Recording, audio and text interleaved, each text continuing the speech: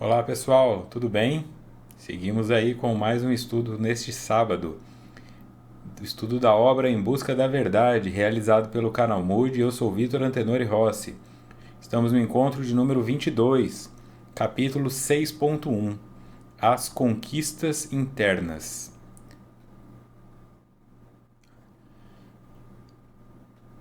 Faltou um S ali atrás, mas tudo certo.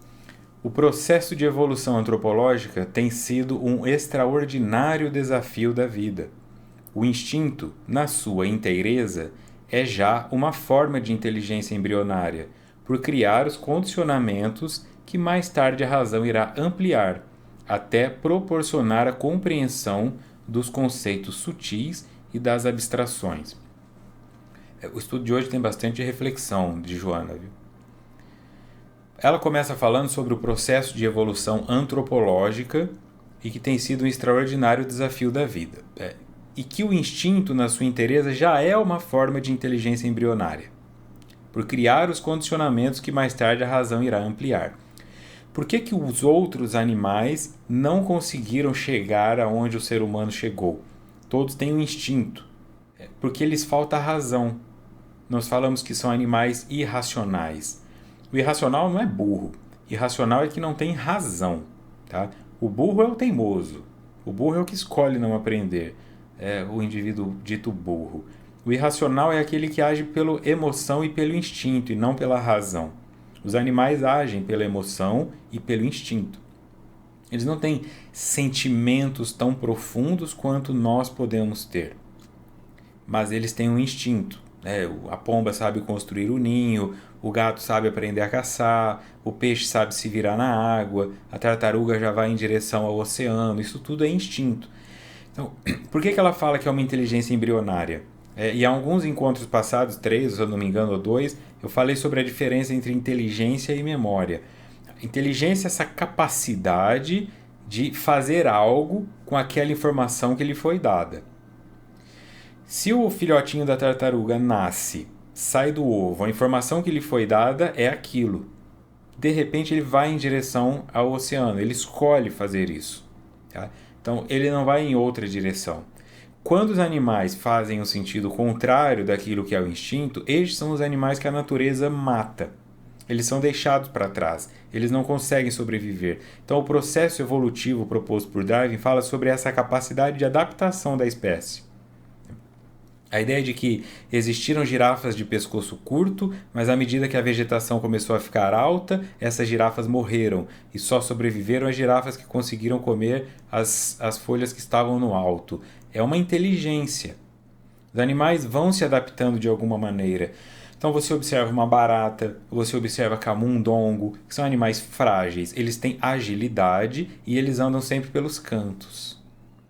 Se você não acender a luz da sua cozinha e pegar uma barata ali no meio da cozinha, você nunca vai pegá-la no meio da cozinha, porque ela sempre anda pela lateral. Isso é sobrevivência. As que andavam pelo meio morriam. Então começa-se a entender, na presença de um ser humano, nós temos que ficar quietinho. Quando a luz apaga, o ser humano não está ali, porque o ser humano gosta de luz. Eles aprenderam isso. Então eles conseguiram sobreviver.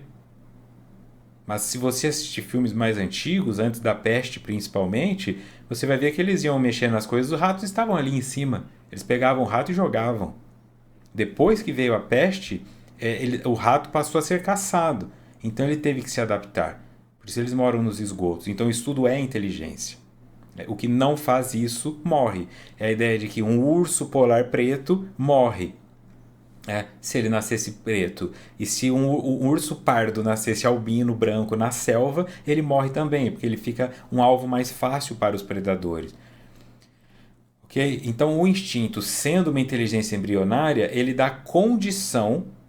Mais tarde, a razão irá ampliar até proporcionar a compreensão dos conceitos sutis e das abstrações.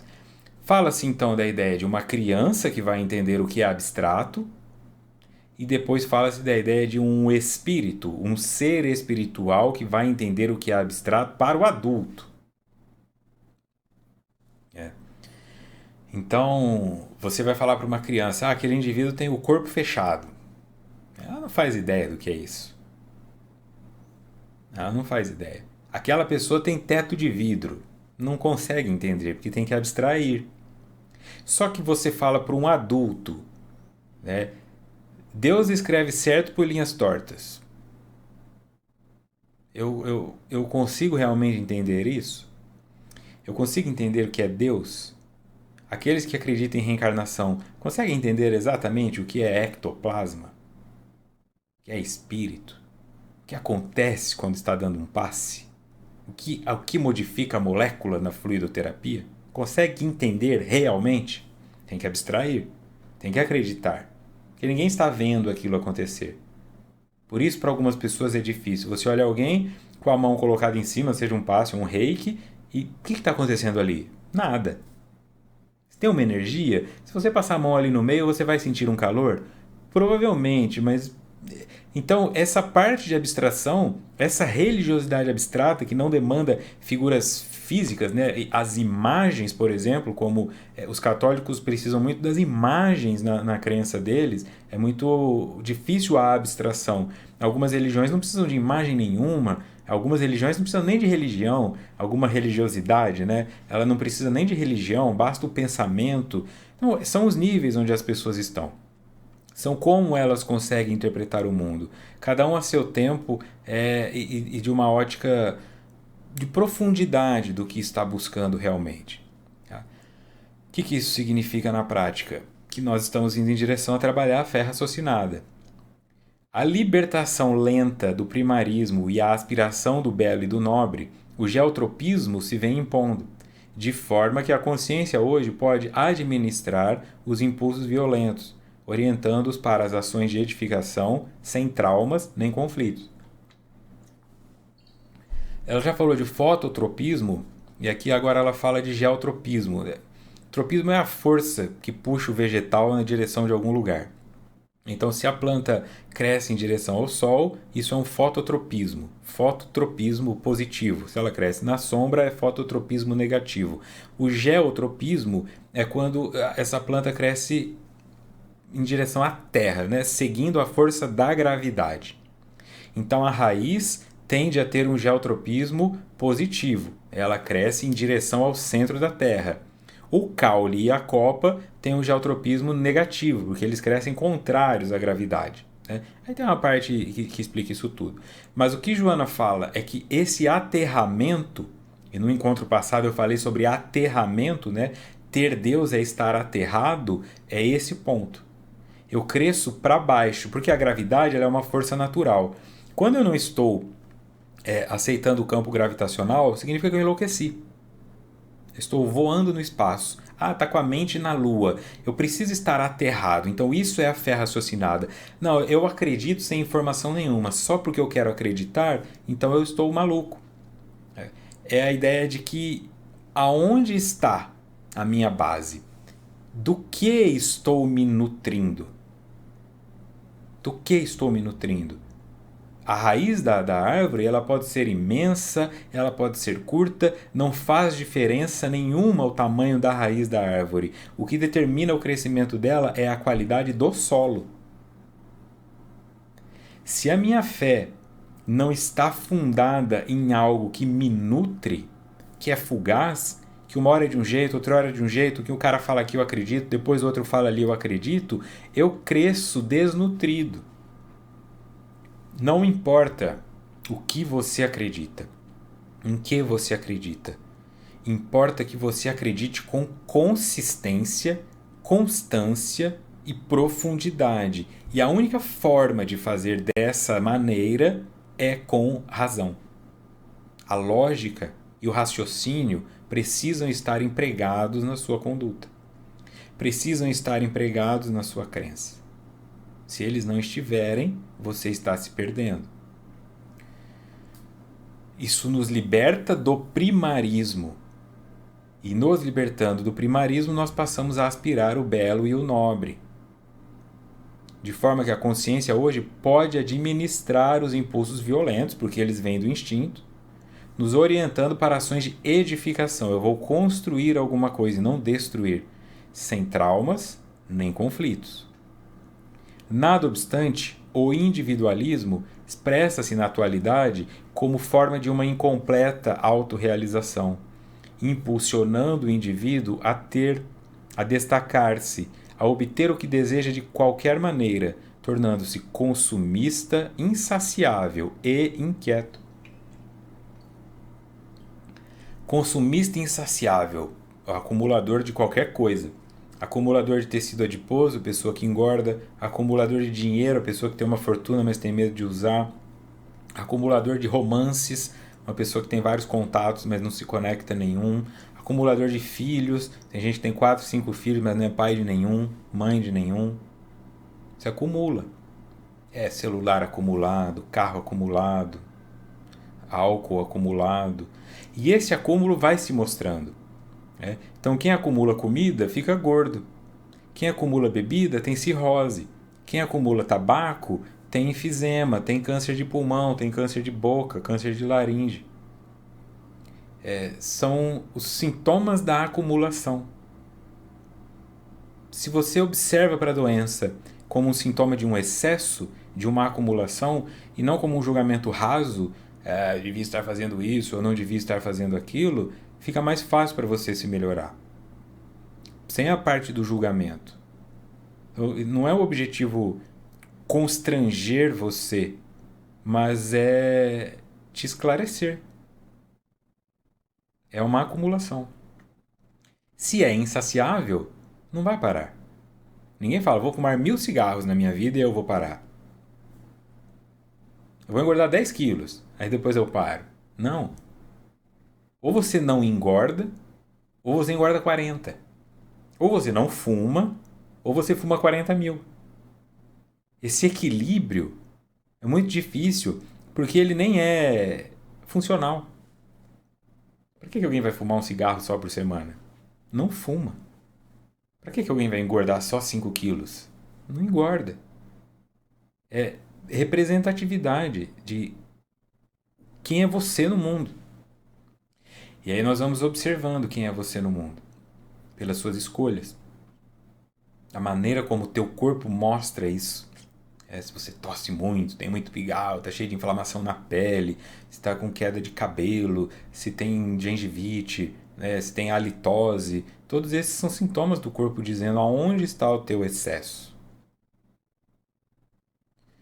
Joana fala então que o individualismo, que é essa forma de eu parar de pensar no todo, parar de pensar no coletivo e numa função que eu possa ter no mundo, enxergando apenas a mim mesmo, me deixa inquieto também.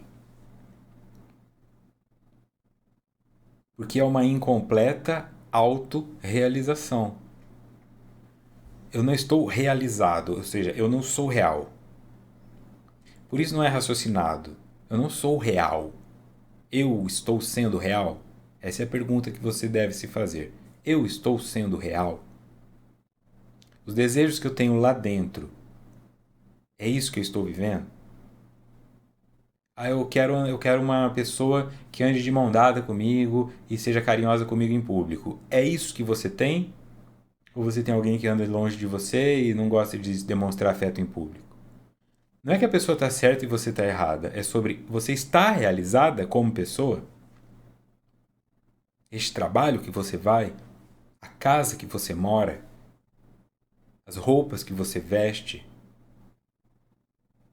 sobre a realização. Quando alguém olha na sua direção, ou quando você se olha no espelho, você vê realidade ou você vê personagem? Quando você deixa comentários em redes sociais, é você ou é a persona? Quando o indivíduo não está realizado, ele é individualista. Porque ainda falta algo. Então ele quer para ele. Ditado antigo, farinha pouca, meu pirão primeiro. Quando ele está realizado, ele serve. Ele não precisa de mais nada, porque ele está realizado. Ele vai trabalhar a manutenção das coisas. Aí ele consegue servir ao outro e naturalmente sofrerá abusos. porque os outros que não estão realizados são individualistas. Então, olha os ditados que nós temos. Você dá a mão à pessoa que é o braço. Olha que coisa absurda. Cavalo dado não se olha os dentes. Olha só os ditados que nós temos. Por que nós temos esses ditados? Porque esse é um comportamento esperado dos seres humanos. Se eles são insaciáveis, você dá a mão, ele quer o braço. Você dá um cavalo, ele vai rachar defeito.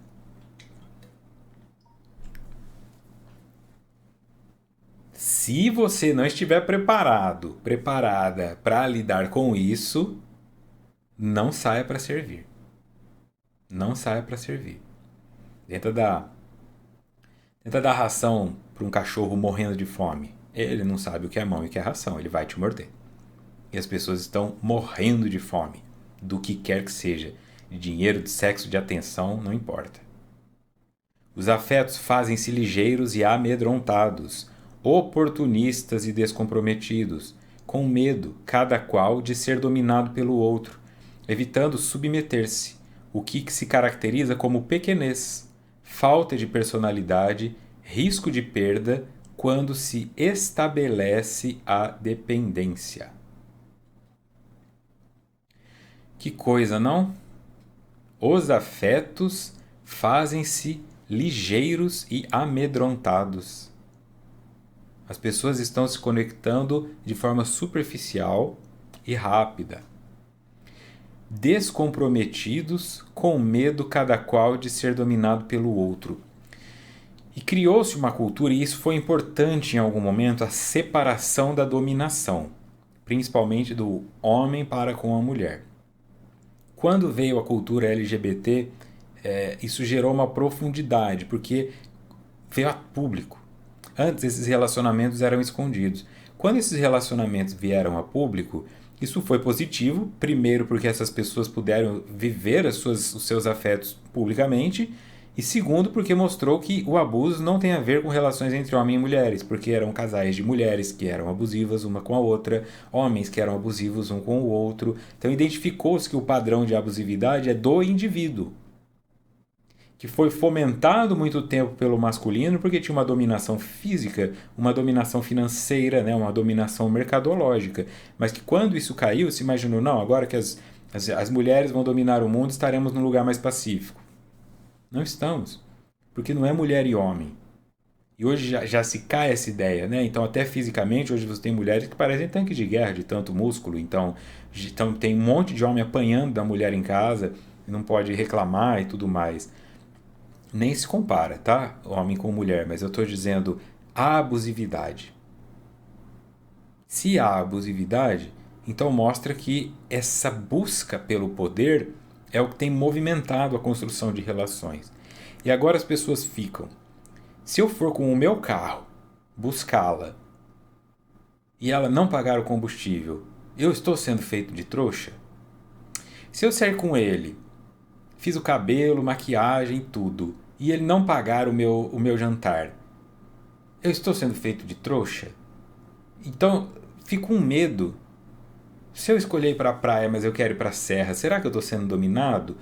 As pessoas elas não querem, então ficam brigando para ver quem vai mais tempo. Aí começam esses jogos de quem liga primeiro, quem liga depois, quem manda mensagem, quantos minutos eu espero para responder. Por que você tirou a visualização de mensagens? Por que não tem o tique azul no WhatsApp? Tudo uma ideia de que, será que eu estou sendo enganado? Por que você estava online e não falou comigo? Ah, porque eu não quis. Eu estava falando com a minha amiga. Eu estava falando com a minha mãe. Não, mas eu estou sempre falando com outra. Na cabeça da pessoa, eu estou sempre. Se eu estou online e não estou falando com ela, eu já estou me casando com outra pessoa. Eu já estou marcando uma orgia com mais 5.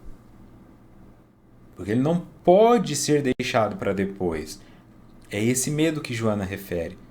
Então isso fomenta ciúme, insegurança, possessividade, pessoas que estão completamente apaixonadas, mas não mostram isso porque não querem ser dominadas. Fica esses jogos, né, de pessoas que falam, olha a arte da dominação, é mostrar-se, criou-se uma estratégia como se fosse jogar xadrez.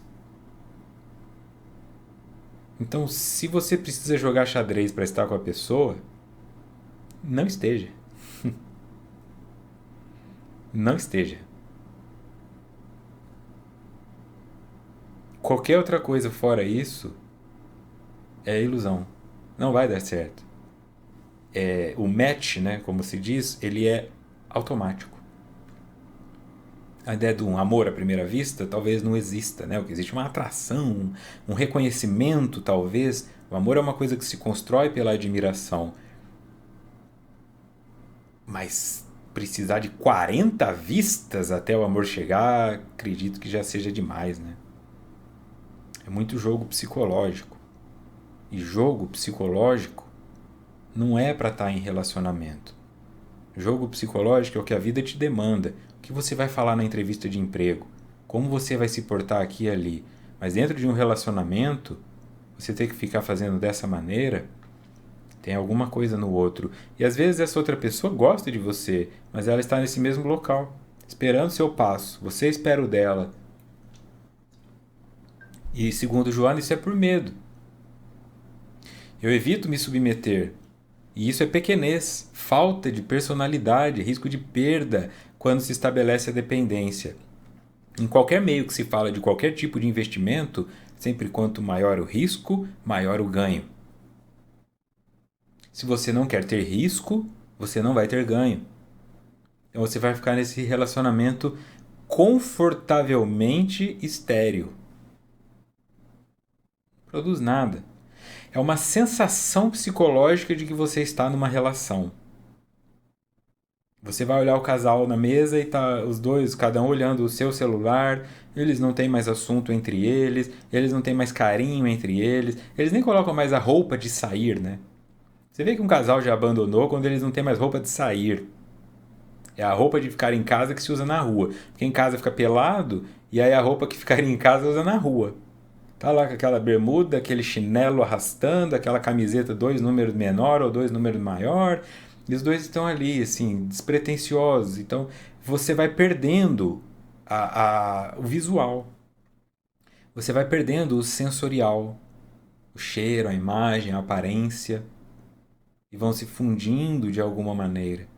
Então é importante manter vivo de alguma forma esse respeito. Porque você não se arruma mais para sair porque está confortável, mas na mesa ao lado vai ter um perfume que chama atenção. Vai ter uma beleza que chama atenção. Porque a beleza nos atrai. A beleza nos atrai.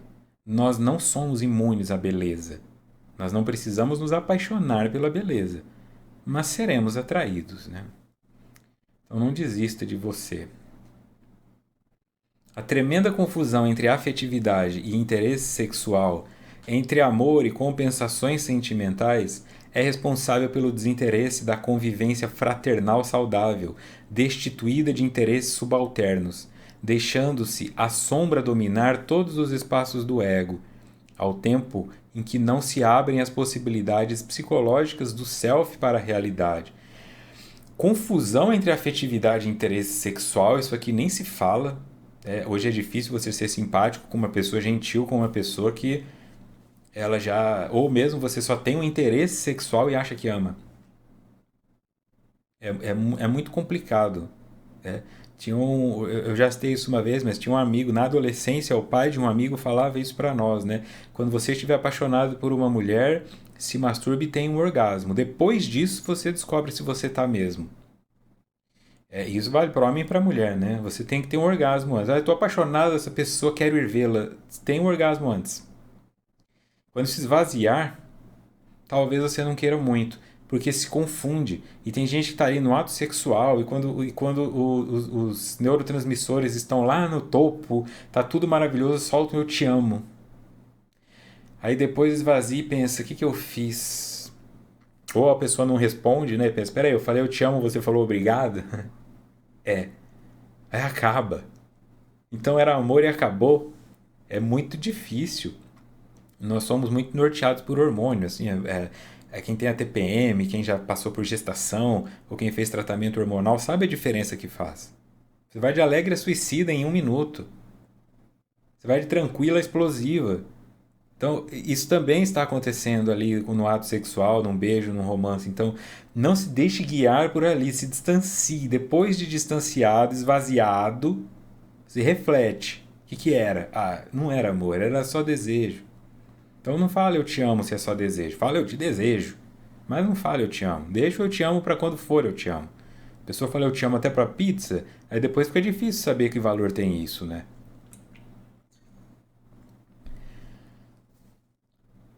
Entre amor e compensações sentimentais, que legal. Eu que não quero um namorado, eu quero um labrador, né? Alguém que esteja comigo sempre, alguém que me guie, alguém que obedeça tudo que eu quero. É responsável pelo desinteresse da convivência fraternal saudável, destituída de interesses subalternos. Então a sombra domina todos os espaços e não abrem possibilidades psicológicas do self para a realidade. O indivíduo fica atuando aquela personagem. Tá, agora eu tenho um namorado, uma namorada, o que, que eu faço? Agora eu tenho uma amizade, o que, que eu faço? Mas não é sincero. Fica preso nos medos de assumir o afeto, o próprio afeto. A música, por exemplo, descendo do pedestal das musas, enveredou pela contracultura, pelos desvãos da ironia, da perversão moral, do deboche, da agressividade, do duplo sentido com destaque para o pejorativo. E, pior, não se pode falar disso. Ela está falando de várias artes, né? E aqui ela cita a música. Não se pode falar disso, porque senão você é preconceituoso. Né? Mas vamos deixar claro uma coisa, pela letra, tá? O funk é uma porcaria, porque não tem nada ali.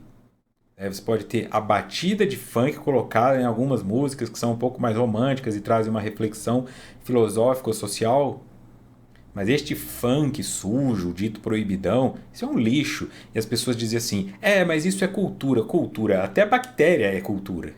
Uma cultura de bactérias, uma cultura de micróbios. Cultura não significa que é bom, cultura significa que foi cultivado. Mas se foi cultivado dentro de valores tão estúpidos, é uma cultura lixo. É uma cultura descartável. Né? Só que parece que você está ofendendo o indivíduo porque isso é um sintoma de uma sociedade que marginalizou tanto as pessoas e tirou delas o lazer, tirou delas o respeito, tirou delas o poder de compra, que só sobrou para elas transarem umas com as outras como camundongos. Simples assim. Esse é o único lazer. Transar. Filho, filho, filho, filho, filho, filho, quatro, cinco pais diferentes um do outro. Filho, filho, filho, filho, criança, criança, DST. Só isso. Pode elaborar filosoficamente um monte de coisa, coisa do politicamente correto, mas é lixo, assim, é lixo social. Porque as pessoas foram marginalizadas e tudo que a gente joga pro mar volta. O funk é sintoma de uma sociedade completamente adoecida. Que autoriza a pedofilia ao chamar de novinha. Porque a novinha é novinha. Pode ter 19 anos para um cara que tem 40, mas pode ter 12 para um que tem 18. E tá tudo bem. Tudo bem falar senta aqui novinha. Tá tudo bem. Não pode falar contra isso, porque é cultura. Então é sobre essa representação negativa de algo que é constrangedor, que é embaraçante por tudo que demonstra e que é invasivo. Porque são esses indivíduos que vão ouvir essa música alto. São eles que vão passar com uma caixa de som ouvindo isso. Ele e o pessoal do sertanejo universitário, mas é mais eles, assim, que vão passar naquele Corsa Wind rebaixado ouvindo isso. É o que eles têm. Então criou-se uma cultura, sim, e essa cultura é um sintoma de podridão social.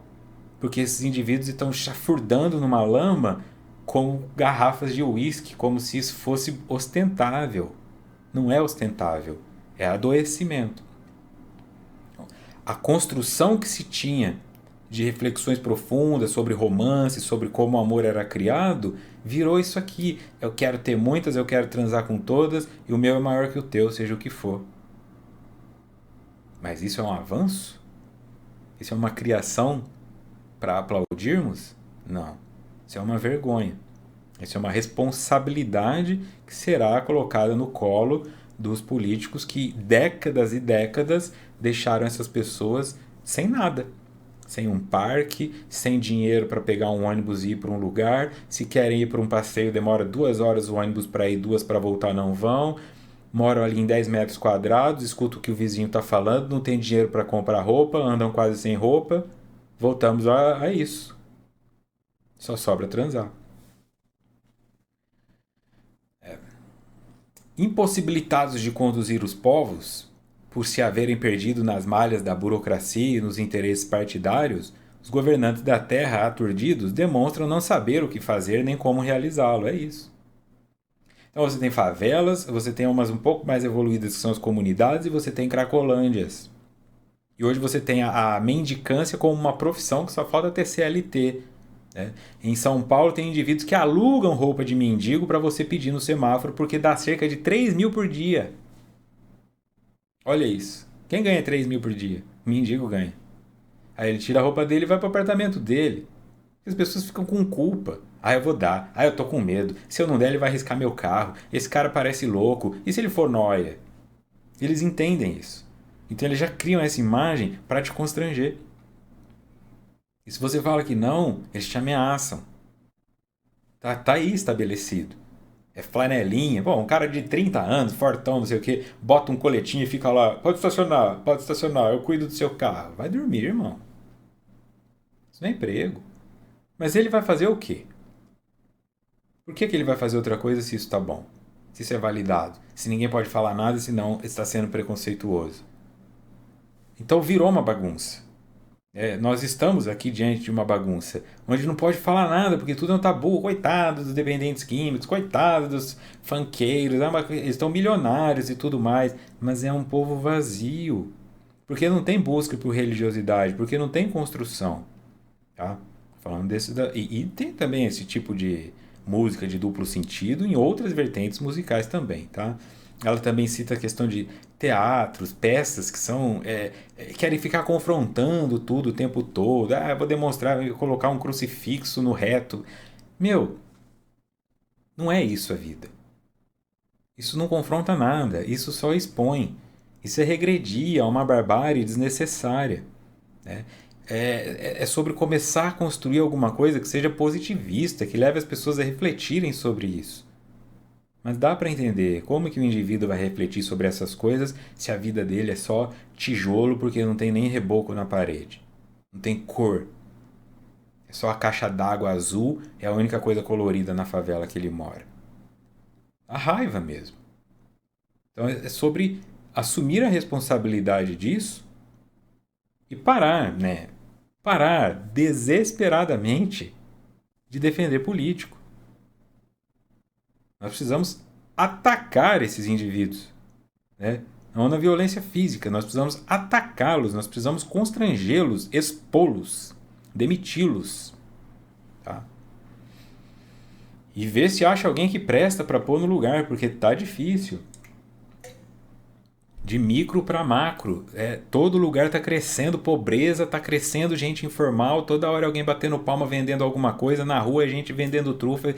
Isso é sinal de mau funcionamento social.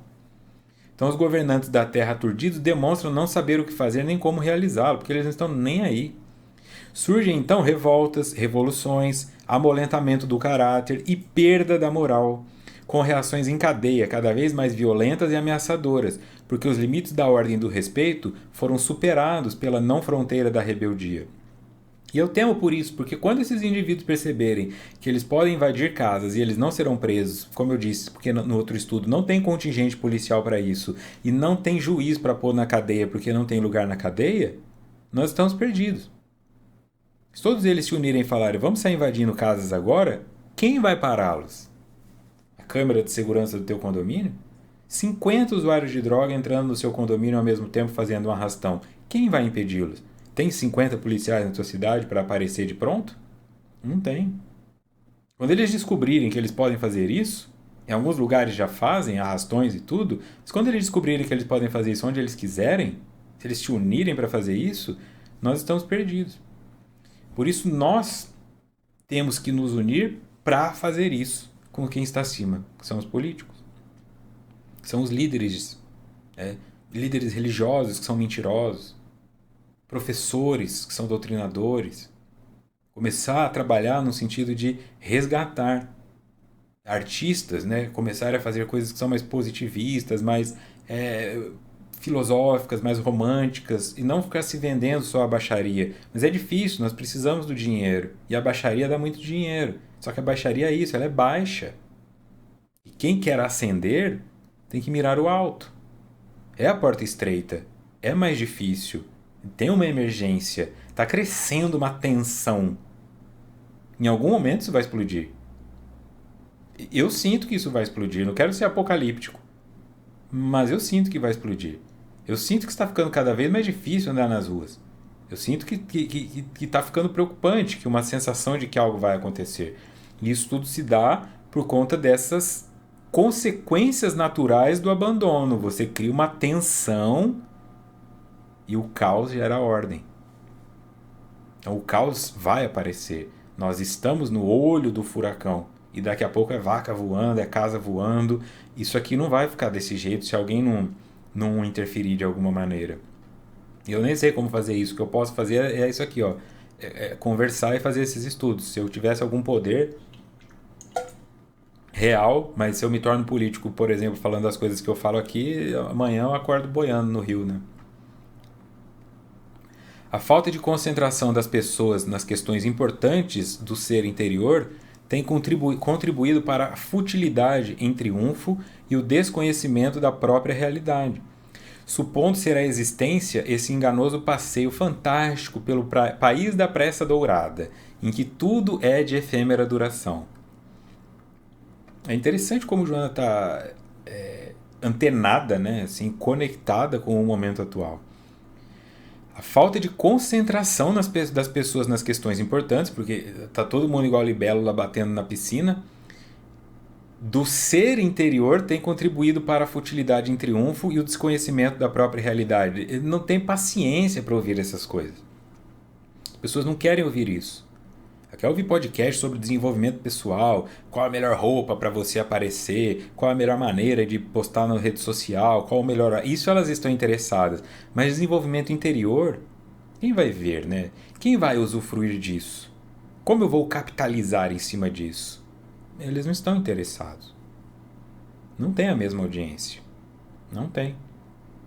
Às vezes tem palestra aqui na cidade de gurus, monges, monjas, 8, 10 pessoas. Mas tem show com funkeiro que eu nunca nem ouvi falar. Tem fila virando quarteirão. E a palestra dos gurus, não sei o que, às vezes é gratuita. O show às vezes custa 250. Pra ficar lá assim, ó, com mais outras pessoas. Essa é a necessidade do inconsciente coletivo, da massa, do povo.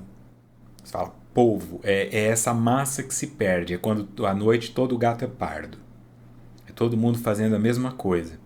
Usando as mesmas roupas, frequentando os mesmos lugares, tentando as mesmas condutas, repetindo um ao outro. Destacar-se nesse meio é muito difícil, porque as pessoas não estão interessadas no hipster, que é aquele que vai na contracultura. Elas estão interessadas no líder, que é aquele que puxa essa cultura. E de repente, tudo se modifica. Né?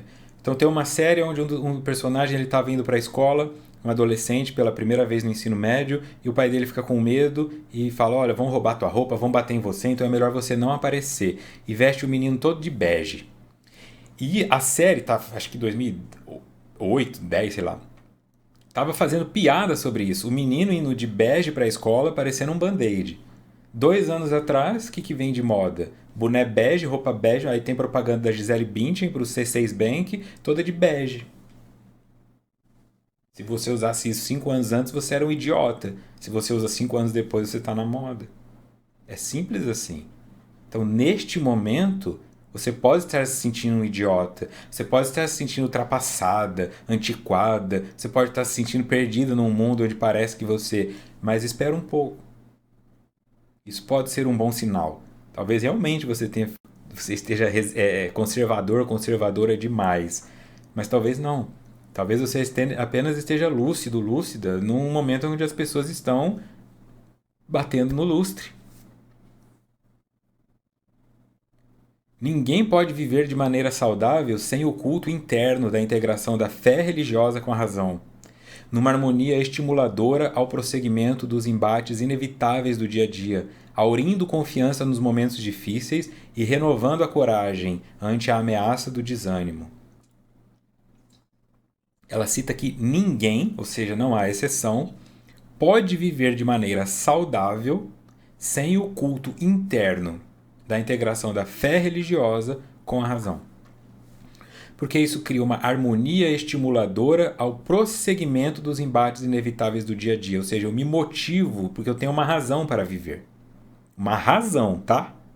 Não é um dogma, é uma razão. Aurindo confiança nos momentos difíceis e renovando a coragem. Porque você sempre busca. Então esse é o enraizamento na terra, não no ar. Você sabe onde buscar calma. Quando eu fiz essa escolha por um momento certo. Eu sei que agora não está bom para mim, mas eu não vou me vender. Eu não vou dobrar o meu joelho perante isso. Isso não é uma intransigência. Isso é uma fé raciocinada. Calma. Segura um pouco. Se a tua fé não está embasada na razão, está embasada na emoção, quando você amar, você ama. Quando você odiar, você odeia. E aquela pessoa que agora você chama de meu amor, amanhã você está pondo na justiça para arrancar até a roupa de baixo dela. Porque você não embasou. Se você tem uma base, não, eu vou me envolver com essa pessoa e pode ser que o relacionamento não dê certo, e em não dando certo, eu me mantenho onde eu estava. Eu não vou destruí-la. Porque você está fomentada no teu código de ética, na tua conduta moral. Se foi pela emoção, voando como uma borboleta, me traiu, preciso matá-lo. Ele quis outra pessoa, ela quis outro cara. O mundo não gira ao seu redor, sinto muito, pessoas são traídas, né? A Shakira foi, você não pode ser?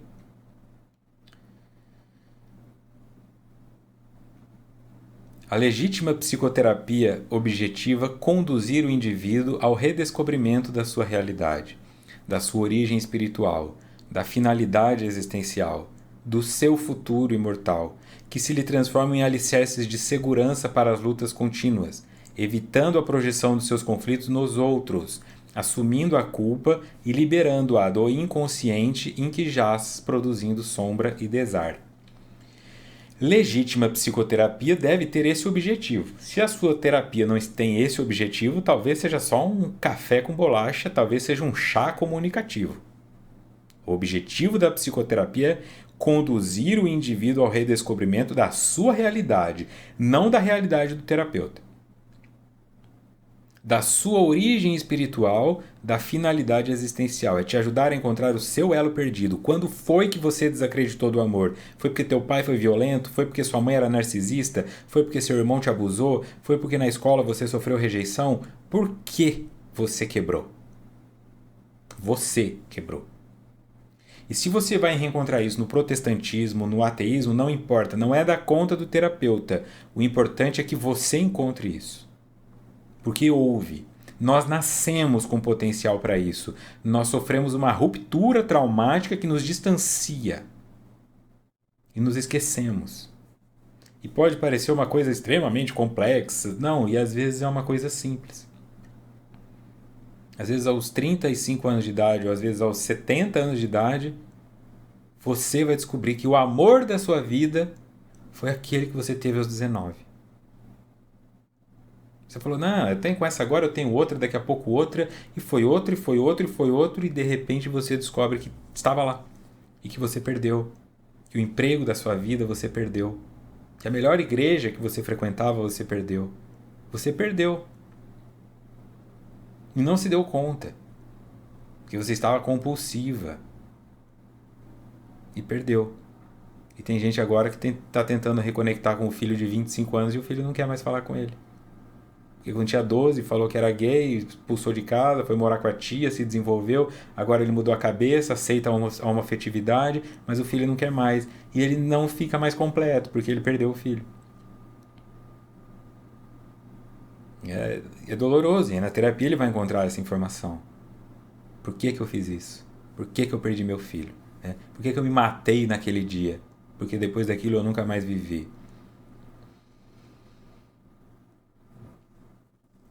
Reconectá-lo ao seu futuro imortal, se assim acredita, e transformar os alicerces de segurança para as lutas contínuas. Você tem que encontrar um local onde você tira a tua força, assumindo a responsabilidade e a culpa e liberando-a do inconsciente, em que está adormecida, descansando, produzindo sombra e desar. você se liberta. E essa libertação às vezes vem por muito choro, tá?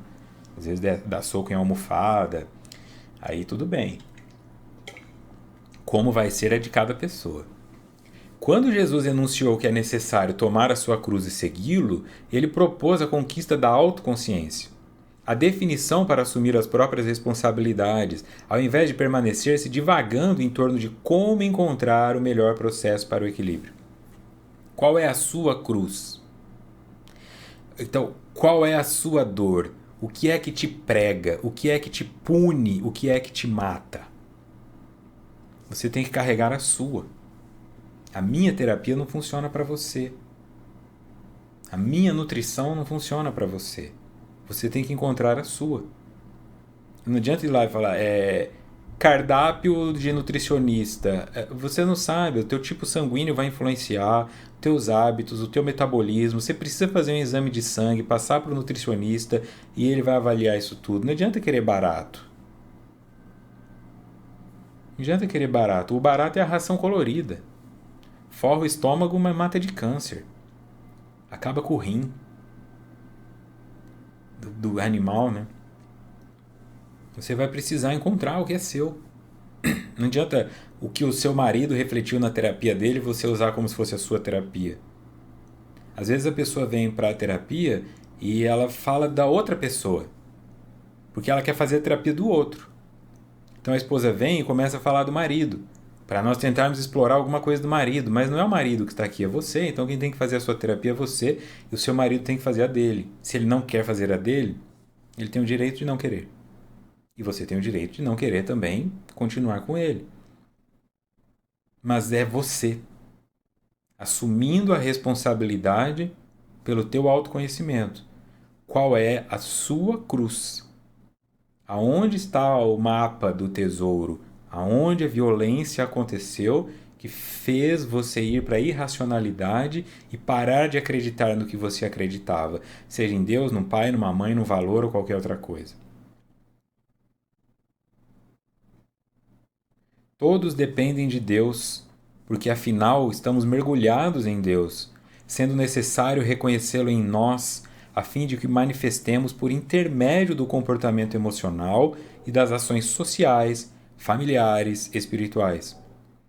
Quando indagaram a Jung se ele acreditava em Deus, respondeu com humildade e sabedoria que não necessitava de crer, informando: Eu sei, não preciso acreditar. Eu sei. Então, isso é raciocinado. A minha razão me levou para este local. Por isso, não dá para fechar o indivíduo no plano dele. Tá? Você fala, Vitor, o que você é? Eu sou um cristão reencarnacionista. Eu não sou espírita, eu não sou católico, eu sou um cristão reencarnacionista. Né? Que acredito também, né, na parte comportamental muito com relação à cultura iógica, cultura budista, cultura indiana. Então é sobre quem é você. Você cria aquilo que faz sentido para você. E não é que faz sentido para você porque é confortável para você. Faz sentido para você porque é justo e te pune do mesmo jeito que te premia. A você e a todas as pessoas. Se você acredita que você pertence a uma congregação especial que será salva por Jesus e os outros não, você não está raciocinando. Porque o próprio Jesus disse que jamais diria não para qualquer um que se chegasse a ele. Então não existe isso de igreja escolhida. Não existe isso de religião escolhida. Não existe isso. Em nenhum lugar do mundo, em nenhuma cultura.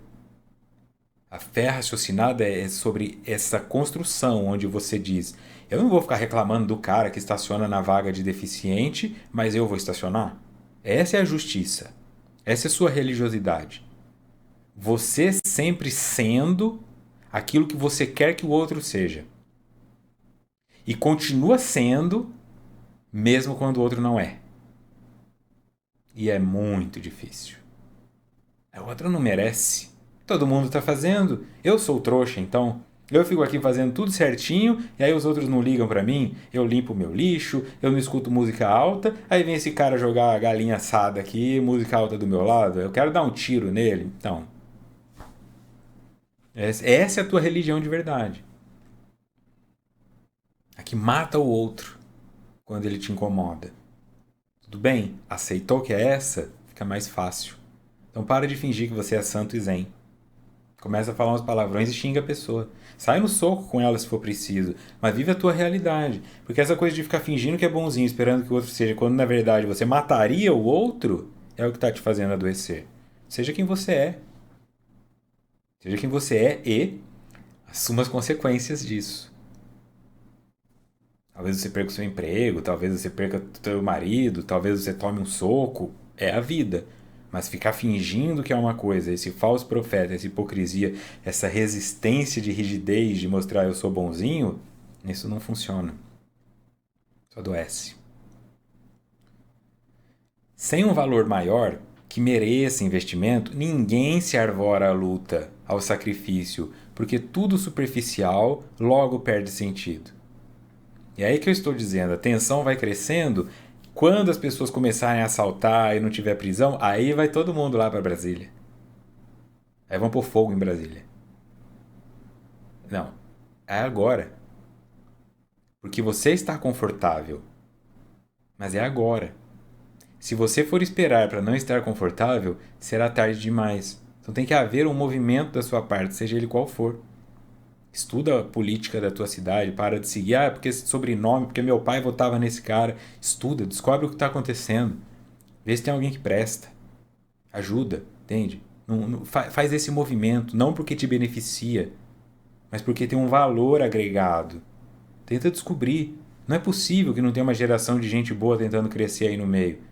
Mas a gente fica votando por sobrenome. Porque esse cara era o filho do político do bisavô. Não existe isso. Tem que avaliar. Esse cara novo aí, esses moleque novo. É sempre uma resistência. E essa resistência daqui a pouco vira caos.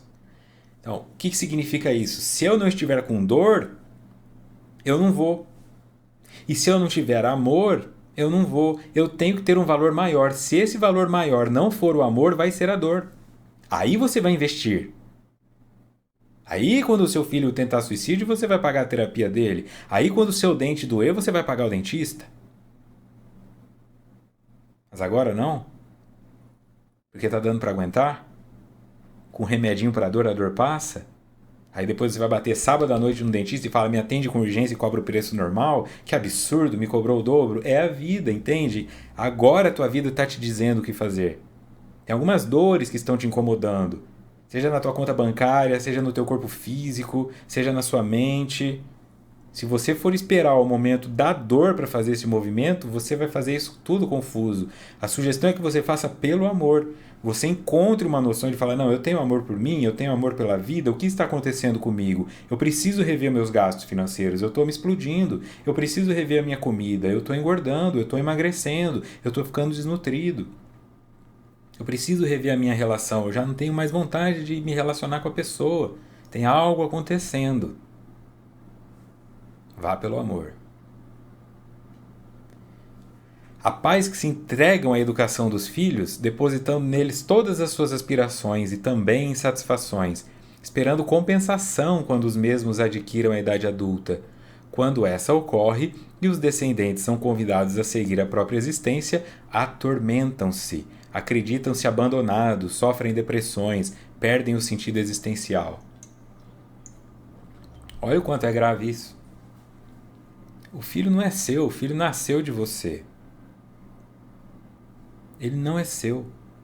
Ele vai voltar de vez em quando, ele vem e volta, mas ele não é seu. Você não pode colocar uma expectativa.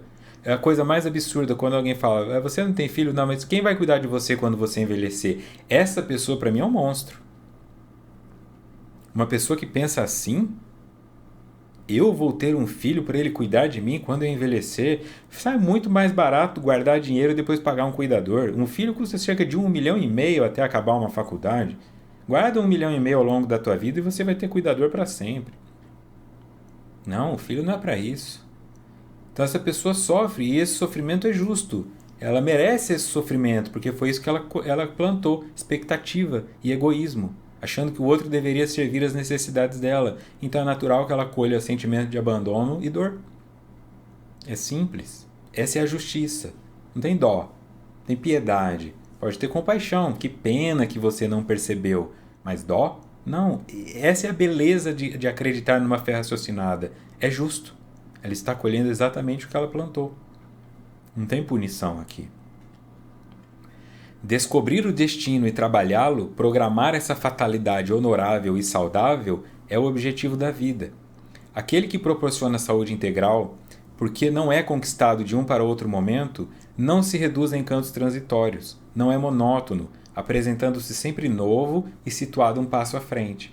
Descobrir o destino e trabalhá-lo. Programar a fatalidade honorável e saudável é o objetivo da vida. Proporcionar saúde integral, porque isso não é conquistado de um momento para o outro. E não se reduz a encantos transitórios. Não é monótono, porque todo dia você tem algo para fazer, apresentando-se sempre novo e situado um passo à frente. É uma pessoa que está sempre motivada porque existe um progresso natural na nossa evolução. Então, sempre tem algo para ser feito. Como sempre tem algo para ser feito e você está voltando de uma mesma raiz, que sempre vai em direção ao amor, isso cria uma coerência, então você vê o resultado do que você está construindo e isso cria uma constância. Porque você não tem a sensação de ter sempre que recomeçar. É uma continuidade e isso é muito mais gostoso. A criança deve sentir o valor da família, compreender o significado desse grupo social reduzido, a fim de poder conviver com aquela outra, a social e ampla, com ideias religiosas liberais e enriquecedoras, a fim de amadurecer psicologicamente com segurança e respeito pela existência. Então, primeiro ela deve sentir o valor da família, segundo Joana, que é um grupo pequeno, e isso vai criar nela a casca, a resistência para sobreviver ao grupo grande. E a questão social e as religiosas devem ser liberais e enriquecedoras. Ela tem que ter um espaço de exploração. Se ela ficar contrita, ela tende a repetir aquilo como um animal no cabresto, ou ela tende a repelir aquilo como o vampiro do alho. Ela tem que experimentar. Então leva ela para ver, leva ela para observar. É uma criança, ela está em formação. Deixa ela assistir uma missa católica, deixa ela assistir um culto protestante, deixa ela assistir uma palestra espírita, deixa ela assistir qualquer coisa. Um balé, deixa ela assistir uma orquestra, deixa ela assistir. Para que aquilo se movimente dentro dela. E ela vai construir essa religiosidade, que é uma religiosidade que talvez pegue aspectos de todas, mas que se construa de uma maneira formal e justa, né? Coerente e justa principalmente. Ela não precisa ser uma versão de você, ela vai ser a melhor versão dela. Os mitos pessoais, as fantasias, os complexos e os sonhos não realizados, quando se expressam naturalmente, são superados pelas conquistas do discernimento e da razão, da contribuição da psique, unindo as duas fissões numa só significação. Mito pessoal, fantasia, complexos e sonhos não realizados, quando se expressam naturalmente, são superados pelas conquistas do discernimento e da razão. Como eu já me embasei racionalmente nisso tudo, quando essas projeções, essas fantasias acontecem, a minha própria consciência já as repele. O que eu estou falando? Por que eu estou querendo isso? Por que eu quero ser amado da forma mais perfeita do mundo se eu não amo assim? Por que eu quero que as pessoas sejam maravilhosas comigo, mas eu ando de cara feia no mercado? Eu aceito, eu entendo que eu sou o que eu sou. O outro é o que ele é. Às vezes seremos compatíveis, às vezes seremos repelíveis. Não tem como evitar isso. Tem gente que vai te odiar só pela tua cara. E não há nada que você possa fazer. Sorrir vai deixá-la com mais raiva de você. Além de trouxa, ainda é babaca, né? Fica com raiva de você. Não é problema seu a raiva que o outro tem de você. O problema seu é a violência que ele vem te trazer. Mas se ele está com raiva de você porque você lembra o professor da primeira série que foi violento com ele que vai tratar isso em terapia. Você não precisa mudar o teu cabelo para não parecer mais com o professor dele. E tem muita gente projetando. Então compreender que esses desejos infantis, essa vontade de amor incondicional, de ser o centro do mundo é uma ilusão, que nós somos apenas uma parte nessa engrenagem, ora seremos protagonistas, ora seremos coadjuvantes, ora seremos figurantes e ora seremos anônimos, tá tudo certo. Eu só não posso morar num lugar só. Eu não posso ser só protagonista e nem só anônimo.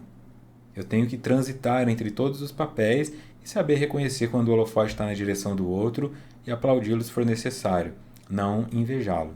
Isso vai me permitir viver de forma mais leve e coerente. Coerência é a palavra do dia. Próximo encontro, dia 9 de janeiro, capítulo 6.2, A Grande Crise Existencial. Então, muito obrigado mais uma vez pela companhia de vocês, pelo respeito, né? Sigamos até a próxima semana. Tchau, tchau.